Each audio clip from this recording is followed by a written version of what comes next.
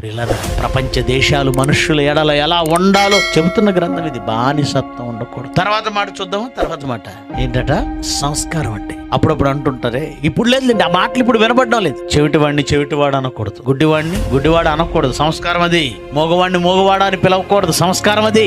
ఇప్పుడు ఏమి లేవండి. కామెడీలని వచ్చినాయండి. కామెడీ కాదండి, అది భయంకరమైన ఘోరమైన అపహాస్యం. దేవుడికి అసహ్యమైనది. గుడ్డి వాళ్ళని కుంటి వాళ్ళని హేళన చేస్తూ చేసేది కామెడీయా? వీళ్ళు మాట్లాడతారండి, చెవిటివాడిని తిడతారు. వినపడదు కదా. దేవుడు నేర్పిన సంస్కారం ఏంటో తెలుసా? వినపడేవాడిని తిట్టినా దేవుడు ఒప్పుకుంటాడేమో కానీ చెవిటివాడిని, వాడికి వినపడదని నువ్వు తిట్టావే, హీనం రాది, సంస్కారహీనం రాది. చెవిటివాడిని తిట్టకూడదు. చూపించండి, ఏ గ్రంథంలోనైనా ఇలాంటి మాట చూపించండి.